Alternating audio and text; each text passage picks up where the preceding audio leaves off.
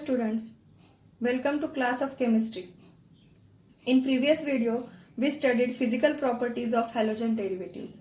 Today, we will study some optical properties of halogen derivatives, that is, optical isomerism in halogen derivatives. So first of all, we have to see what is isomerism. Isomerism is the phenomena of existence of two or more compounds having the same molecular formula but different structural formula. What is isomerism? The phenomena of existence of two or more compounds having same molecular formula but different structural formula is known as isomerism. So we can see the example, dimethyl ether and ethanol. Both have the same molecular formula but the structural formula of both this compound is totally different. See here, molecular formula of dimethyl ether is carbon 2, hydrogen 6 and oxygen 1 atom. Here also in ethanol, number of carbon atoms is 2, number of hydrogens 6 and number of oxygen atom is 1. So molecular formula of both this compound is same but the structural formula of both the compound is totally different. This is ether and this is ethanol. Chemical and physical properties of both the compounds are totally different. So next is stereoisomerism. What is stereoisomerism? The phenomena of existence of two or more compounds with the same structural formula but different spatial arrangement of groups of atom. What is stereoisomerism? In stereoisomerism, structural formula of the compound is same but spatial arrangement of the group of atoms or atoms in the space is different. That is stereoisomerism. Now let's see what is optical isomerism. Optical isomerism is a kind of stereoisomerism in which the isomers have different spatial arrangement of group of atoms around a chiral atom. Here new word comes, chiral atom. So we have to see what is chiral atom. So let's see the definition of chiral atom. The carbon atom in the molecule which carries 4 different groups or atoms is called as chiral atom. The chiral atom is which is carrying 4 different groups or atoms at its 4 bonds. So we shall see the example of 2-chlorobutane. Here are 4 carbon atoms in this molecule. So let's see which carbon atom is a chiral carbon atom in this molecule. So at the carbon number 1 there are 3 hydrogen atoms bonded at this side and from this side CHCl, CH2 and CH3. This is the group of atoms bonded at this side of the first carbon. So second carbon atom is bonded with one bond with hydrogen, one bond with chlorine, one bond with CH3, one bond with CH2, CH3. Carbon number 3 is having one bond with hydrogen, two bonds with hydrogen, one bond with CH3, one bond with CHCl and CH3. Carbon number 4 is having 3 bonds with hydrogen and one bond with CH3, CHCl and CH2. So, which is the chiral atom in this molecule? The atom which contains 4 different groups or atoms in the bonding is known as chiral atom. So, we can say that carbon number 2 is the chiral atom in this molecule. It contains 4 different bonds. At one bond, it is bonded with hydrogen. From this side, it is bonded with CH3. From this side, it is bonded with chlorine. And from this side, it is bonded with CH2, CH3. So, at 4 different bonds, this carbon atom is bonded with 4 different groups of atoms. So, this is a chiral atom. Carbon number 2 is a chiral atom in this molecule. And so, this molecule is a chiral molecule. Such chiral molecules are denoted by such type of mark. That mark is known as asterisk mark. See the example of chiral atom in this model. This model is having 4 different colors at 4 different tips of this sticks. So it is a chiral atom carrying 4 different bonds or 4 different groups attached at 4 different bonds. So this is a type of chiral atom. This is a central carbon atom, and all these 4 are different groups or atoms bonded to the carbon. So this is a chiral carbon atom. Whenever any molecule has chiral atom, such molecule acquires an unique property. Like, such molecule cannot superimpose perfectly on its mirror image. A chiral molecule and its mirror image are not identical. Let's see the example. If this chiral atom is kept in front of mirror, so what will be the mirror image of this molecule? So this CH3 will be here, CH3, then CH2, then it will be connected with this chiral carbon atom, Cl, H, and then CH3. So this will be the mirror image of this 2-chlorobutane. So we can see mirror image of this 2-chlorobutane is exactly opposite of this image. So if we number from this carbon atom 1, 2, 3 and 4, in this mirror image we have to number this carbon atom from 1, 2, 3 and 4 carbon atoms like this. These are totally opposite. So such images cannot superimpose each other. These images cannot perfectly superimpose. So let's see the example of our hands. Left hand and right hand are the good example of superimpose. If these are the left hand and right hand, both the hands are same, but left hand is the mirror image of right hand and right hand is the mirror image of left hand. If we try to superimpose this mirror image on this left hand, so it will not perfectly superimpose. That is, these mirror images are different from each other. They are not identical. So this molecule is a chiral molecule. The chiral molecule and its mirror image both have same structural formula. Both have same structural formula and molecular formula, but spatial arrangement is different. We can see here spatial arrangement of both these molecules is different, but the structural formula is same. Molecular formula is also same. Hence, the chiral molecule and its mirror image are stereoisomers of each other. So, both these molecules are stereoisomers of each other, and this phenomena is known as stereoisomerism. So, the relationship between a chiral molecule and its mirror image is similar to the relationship between the left and right hands. Therefore, it is called as handedness or chirality. The Greek word chir means hand. The Greek word chir means hand. The stereoisomerism in which the isomers have different spatial arrangement. Both these isomers have different spatial arrangement of groups or atoms around the chiral atom is called as optical isomerism.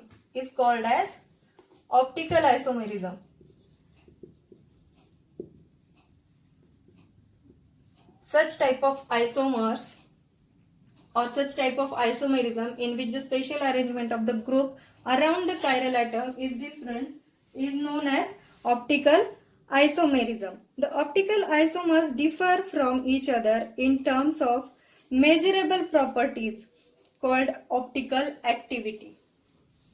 These isomers are differing from each other in various properties. Such property is known as optical activity. Such property is known as optical activity. So to understand this optical activity, we must know what is the plane polarized light. Let's see what is plane polarized light. Let's see what is plane polarized light. As we read light, we know that light is propagated in all directions. We know the propagation of light or white light is made up of electromagnetic waves. Electromagnetic waves, that is electric waves and magnetic waves. When the light is propagated from any source, suppose this is the source of propagation of light, source of propagation of light. So this light will be propagated in all directions. If this is the white light, this light will be propagated in all possible directions perpendicular to the plane of source of the light. So what are the electromagnetic waves? These are the mixture of two waves. Which waves? Electric waves and magnetic waves. If one wave is traveling from the source, the other wave will travel from the same point perpendicular to the other wave. Like this, we can see that example. If one wave is propagating in this way, in this direction, so the other wave will propagate like this, perpendicular to the first wave. That is, if electric wave is propagating in this direction and the magnetic wave will propagate in this direction. So these both these waves are perpendicular to each other. We can see such examples by drawing the waves. If this is the source of light, if one wave is propagating in this way, the other wave will propagate exactly perpendicular to this wave. Both these waves are electromagnetic waves. One is electric wave and the other is magnetic wave. So in this way the white light is propagated. When such white light is passed through a Nicol prism, if such white light is passed through a Nicol prism, we will get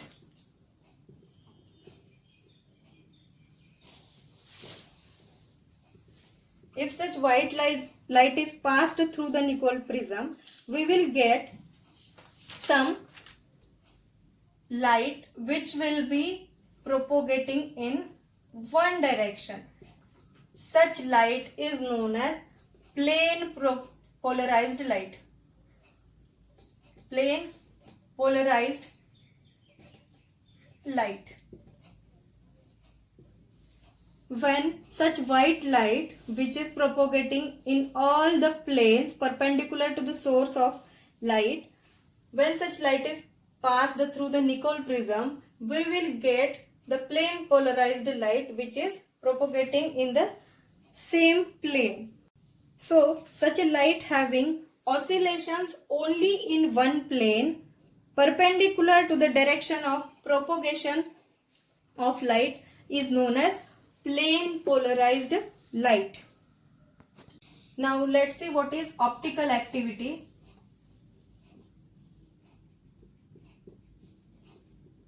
So optical activity is the property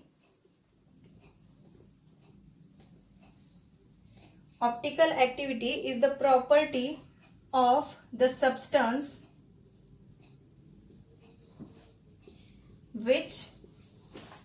by which it rotates the plane polarized light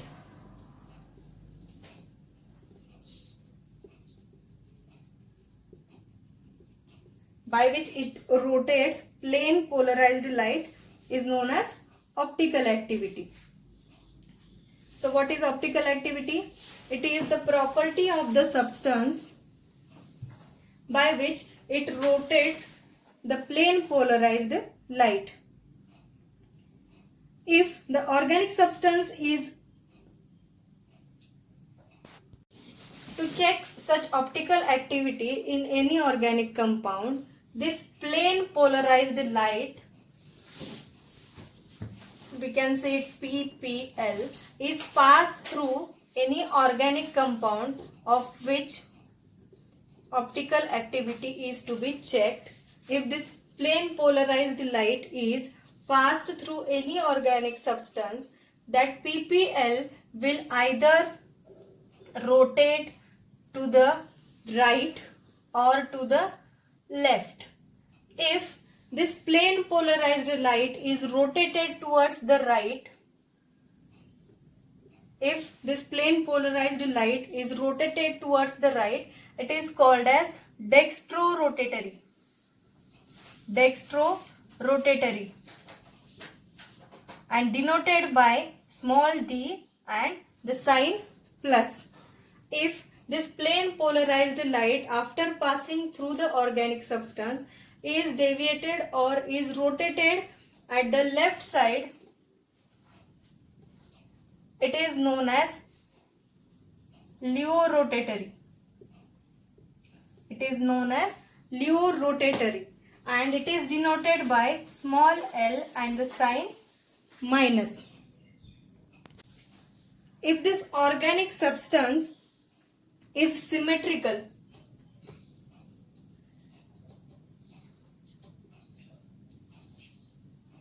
if this organic substance is symmetrical, it will not show any rotation in the plane polarized light. So, such substances are optically inactive. Symmetrical substances are optically inactive. If such PPL or plane polarized light is passed through any organic substance, and if that organic substance is symmetrical, that is, its mirror image is identical to the original substance, original molecule, then such substance, that symmetrical substance, is optically inactive. That is, it will not rotate the plane polarized light either to right or to left. If this organic substance is unsymmetrical, if this organic substance is unsymmetrical, it has the property to rotate the plane polarized light either to right or to left, depending on the substance, called as dextrorotatory or levorotatory. And the symbols are D, small d, and the sign is positive for dextrorotatory, and symbol for levorotatory is L, and the sign is negative for levorotatory. So what is the definition of optical isomerism? The isomerism in which isomeric compounds have different optical activity is known as optical isomerism. So, the French scientist Louis Pasteur first recognized that optical activity is associated with certain type of three-dimensional structure of molecule. So, Pasteur introduced the term enantiomers for the optical isomerism having equal and opposite rotation. So, let's see what are enantiomers.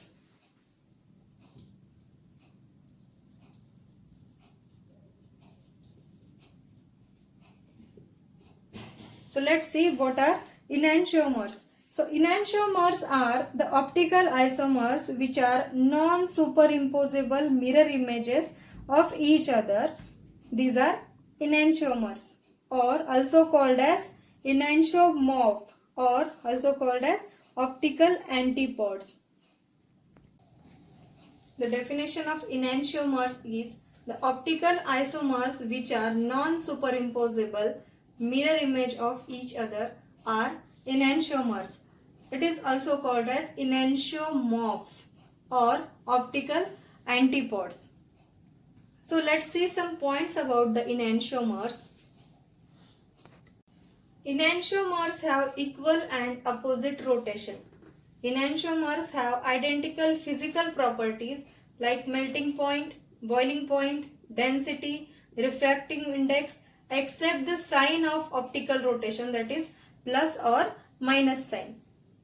The magnitude of optical rotation of enantiomer is equal except the sign of rotation, that is positive for dextrorotatory and negative for Leo-rotatory. Enantiomers have same chemical properties except towards the optically active reagent. If any organic substance is kept in the plane polarized light, or plane polarized light is passed through that organic substance, if that plane polarized light is if that plane polarized light is rotated towards the right side from that substance, if the substance is unsymmetrical, then that is dextrorotatory, and if the substance is symmetrical, the plane polarized light will not rotate. And if the plane polarized light is passed through unsymmetrical substance and if it is rotated towards the left, it will be Leo-rotatory. So the enantiomers have same chemical properties except towards the optically active reagent. An equimolar amount of enantiomer D or L, that is dextrorotatory or Leo-rotatory, is called racemic mixture. If the dextrorotatory and Leo-rotatory are together, if equimolar mixture of that enantiomer is taken, that mixture is called as racemic mixture or racemic modification. The racemic mixture is optically inactive because optical rotation due to the molecules of one enantiomer is cancelled by equal and opposite rotation due to the molecules of other enantiomer, and this racemic mixture is denoted by DL or plus and minus, both the signs. So this is the enantiomer and some theory about the enantiomers. Now let's see the configuration of the molecule. Let's see the configuration of molecules. First, Fischer projection formula. It is also known as cross formula. In this one, cross is put for the molecule. The center point of this cross is the carbon atom and all the bonds are shown on this cross. Vertical line means the atoms or the groups which are present on vertical line are below the plane atoms. Below the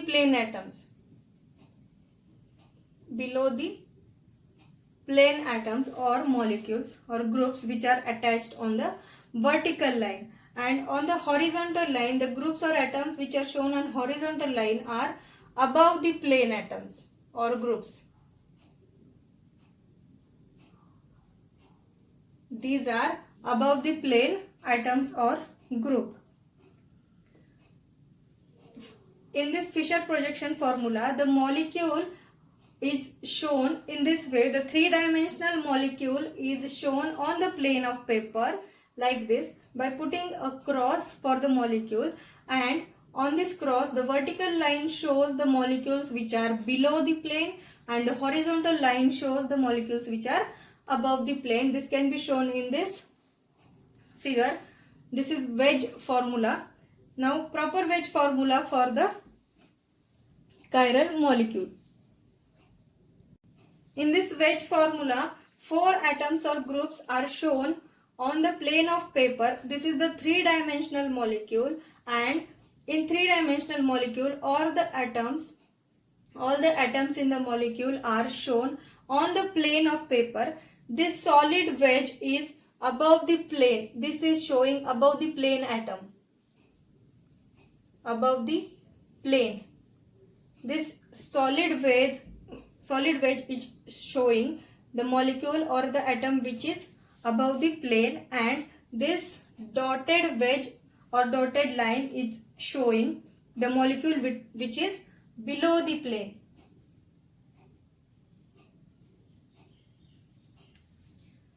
Dotted line will show the molecule or atom which is below the plane, and solid wedge will show the atoms or molecules which is above the plane, and these simple lines or the bonds which are shown by simple lines are on the plane, atoms or molecules. Let's see the structure. If this is the molecule, in this molecule, if these two atoms are on the plane of paper, if we make a section from this will be the same section on both the sides. So if these two atoms are on the plane of paper, one is below the plane and one is above the plane. Above the plane means towards the viewer, and below the plane means away from the viewer. The molecule which is away from the viewer is below the plane, and the molecule or atom which is towards the viewer is above the plane. So green colored atom is towards the viewer, so it is above the plane, and yellow colored atom is away from the viewer, so it is below the plane atom. So, and these two, suppose this is bromine and this is chlorine, so these two are on the plane. If we try to put this molecule on the plane of paper, so this molecule, this atom, which atom? This iodine will go behind the board. So this will be the representation of this molecule. Bromine and chlorine are on the plane of paper, iodine is below the plane, and hydrogen is above the plane. So this is the configuration of the molecule. So these are the terminologies which we had studied today: isomerism, stereoisomerism, chiral carbon, chirality or handedness, optical isomerism, optical activity, plane polarized light, enantiomers, which is also called as enantiomorphs or optical antipodes, then dextrorotatory and leorotatory, and two projections, that is Fisher projection formula or cross formula and wedge formula. So here we complete all the optical activity of halogen derivatives. Let's see chemical properties in next video lecture. Till then,